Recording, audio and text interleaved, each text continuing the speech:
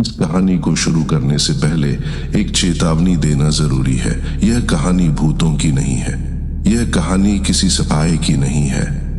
यह कहानी उस इंसान की है जो मरने से पहले खुद बता गया था कि मौत उसके लिए अंत नहीं होगी।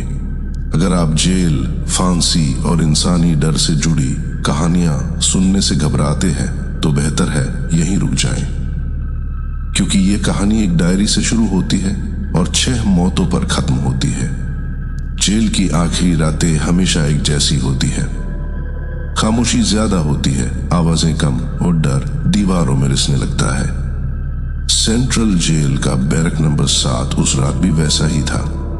पीली रोशनी, सीलन भरी दीवारें और कोने में बैठा एक आदमी, नाम राघव सिंह, उम्र 38 साल, सजा फांसी। सुबह ठीक 5 बजे उसे फांसी दी जानी थी, लेकिन राघव डरा हुआ नहीं था। वो बैरक में शांत बैठा था, बहुत ज्यादा शांत। जेलर ने जब उसे देखा तो उसे अजीब लगा। तुम्हें कुछ कहना है? जेलर ने पूछा। राघव ने धीरे से मुस्कुराया। सब कुछ डायरी में लिख दिया है, उसने कहा। जेलर ने डायरी ली, पुरानी, फटी हुई, लेकिन आखिरी पन्ना नया था। उस पर लिखा था, मैं मरूंगा नहीं, मैं वापस आऊंगा और गिनती पूरी करूंगा। जेलर ने हंसकर कहा, बहुत गिनती किसकी? राघव ने सिर उठाया। आंखों में अजीब ठंडक थी उनकी, जो मुझे मरता देखेंगे। जेलर को पहली बार डर लगा। सुबह फांसी दे दी गई। डॉक्टर ने मौत की पुष्टि की। लाश नीचे उतारी गई, सब कुछ नियम के मुताबिक। लेकिन उसी रात जेल के पहरेदार ने पहली चीख सुनी, बैरक नंबर 7 से, और वहीं से शुरू हुई वो गिनती। पहली मौत फांसी के ठीक 12 घंटे बाद हुई। नाम था हेड वार्डन त्रिलोक प्रसाद, वही जिसने फांसी के कागजों पर आखिरी दस्तखत किए थे। सुबह 6 बजे जब जेल खुली तो वार्डन अपने कमरे में कुर्सी पर झुके हुए मिले।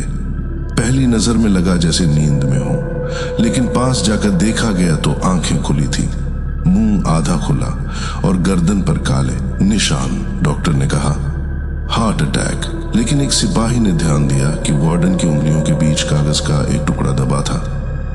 उसे खोला गया। उसी डायरी का पन्ना था और नीचे नई लाइन जुड़ी थी।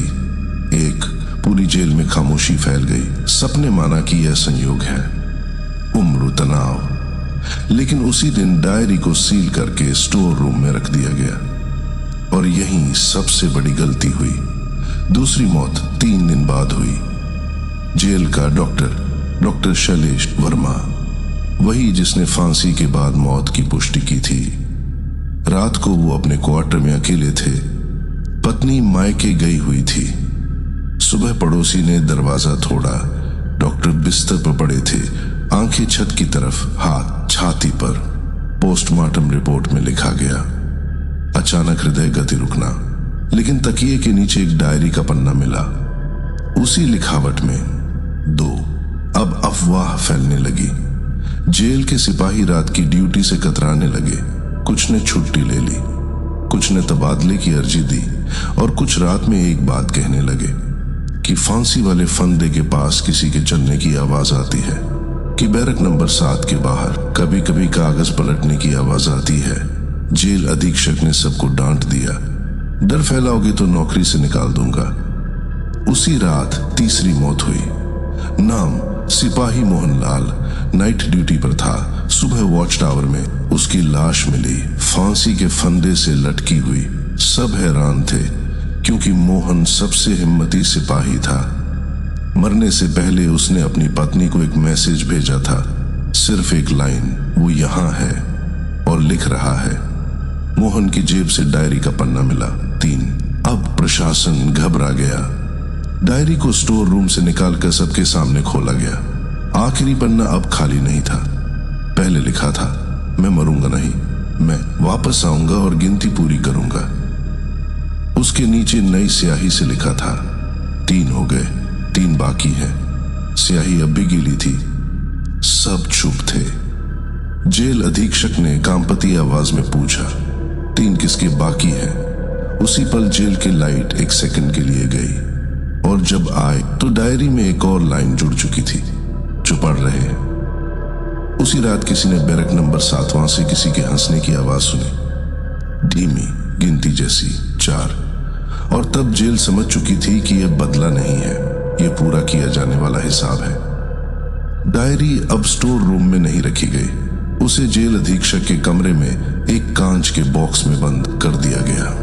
चारों तरफ ताले, सीसीटीवी कैमरे, हर घंटे पहरा। लेकिन उस रात पहरे की जरूरत डायरी को नहीं थी, डायरी को देखा जा रहा था। रात के करीब 1:37 पर सीसीटीवी फुटेज में अधीक्षक का कमरा अचानक धुंधला हो गया। कैमरे में कोई गड़बड़ी नहीं थी, बस तस्वीर धीरे धीरे जैसे सांस लेने लगी हो। डायरी के पन्ने अपने आप हिलने लगे, कोई हवा नहीं थी, सिर्फ कागज पलटने की आवाज। उस वक्त जेल अधीक्षक अपने घर में थे, नींद में, और तभी उनकी नींद टूटी। कमरे में कोई था। अधीक्षक ने आंखें खोली, सामने कुर्सी पर कोई बैठा था, फांसी का वही कैदी राघव सिंह। चेहरा वैसा ही, गर्दन पर अब भी रस्सी का निशान, लेकिन आंखें ज्यादा जागी हुई। राघव ने कहा। अधीक्षक की आवाज गले में अटक गई। तुम मर चुके हो। राघव मुस्कुराया। मैंने कहा था, वो बोला। ये मैं वापस आऊंगा। अधीक्षक ने बिस्तर से उतरने की कोशिश की, लेकिन पैर हिले नहीं। गिनती क्यों? उसने कांपते हुए पूछा। राघव झुका, बहुत पास, क्योंकि तुम सपने गिना था। वो बोला, फाइलें, लाशें, दिन। अब मेरी बारी थी। सुबह अधीक्षक अपने बाथरूम में मरे मिले। डॉक्टर ने कहा स्ट्रोक, लेकिन शीशे पर उंगली से लिखा था 4। अब जेल में कोई नहीं बचा था जो इसे संयोग कहे। 5वीं मौत 2 दिन बाद हुई। नाम डिप्टी जेलर सुरेश यादव, वही जिसने डायरी को स्टोर रूम से अधीक्षक के कमरे तक शिफ्ट किया था। रात की ड्यूटी के दौरान वो कंट्रोल रूम में अकेला था। सीसीटीवी फुटेज में दिखा कि वो अचानक स्क्रीन की तरफ घूरने लगा, जैसे स्क्रीन के अंदर कोई देख रहा हो। उसने उठकर कैमरे के पास जाकर फुसफुसाकर कहा, माफ कर दो, और अगले ही पल वो जमीन पर गिर पड़ा, हार्ट अटैक। उसकी जेब से एक कागज मिला, डायरी का नहीं, एक नया पन्ना, साफ लिखावट 5। अब सिर्फ एक नाम बाकी था। जेल के रिकॉर्ड में 6 लोगों के हस्ताक्षर थे। फांसी के कागज पर 5 मर चुके थे।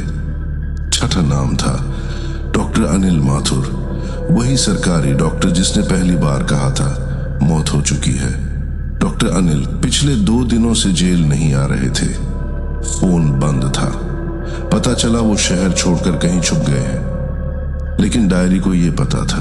उस रात डायरी में एक आखिरी लाइन अपने आप लिखी गई, भागने से गिनती नहीं बदलती, और नीचे बहुत हल्के से 6। उसी पल जेल की फांसी वाली जगह पर रस्सी अपने आप हिलने लगी, जैसे किसी के गले का इंतजार कर रही हो। और जेल को यह एहसास हो गया कि आखिरी मौत जेल के अंदर नहीं बल्कि वापस लाई जाएगी। डॉक्टर अनिल माथुर शहर से बहुत दूर एक छोटे से लॉज में छुपे हुए थे। नाम बदला हुआ, फोन बंद, टीवी भी नहीं चलाया था। लेकिन डर कमरे के बाहर नहीं था, डर उसी कमरे में था। रात के करीब 3:10 पर उन्हें लगा कि कोई कागज पलट रहा है। डॉक्टर अनिल उठ बैठे। कमरे में एक कुर्सी थी जो उन्होंने खुद दीवार से सटा कर रखी थी। अब वो मेज के पास थी, उस पर एक डायरी रखी थी। डॉक्टर अनिल की सांस रुक गई। तुम यहां नहीं हो सकते, उन्होंने बुदबुदाया। डायरी अपने आप खुली। आखिरी पन्ने पर सिर्फ एक शब्द था, पीछे से किसी की आवाज आई, बहुत शांत। मैंने कहा था कि वापस आऊंगा।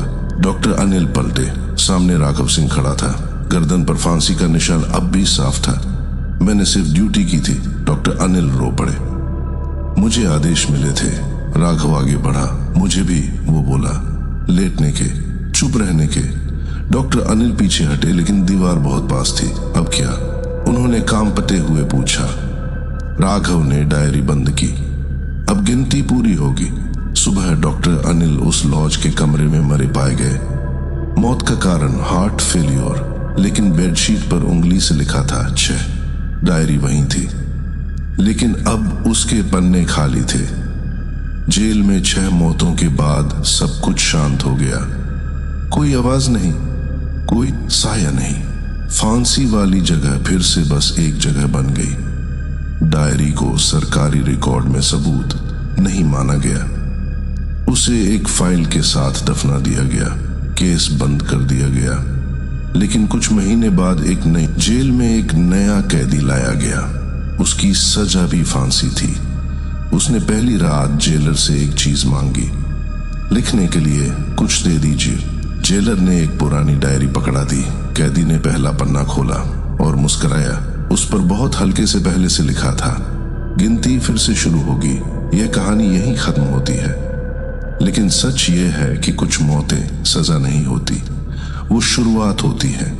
और कुछ वाक्य धमकी नहीं होते, वो वादा होते हैं।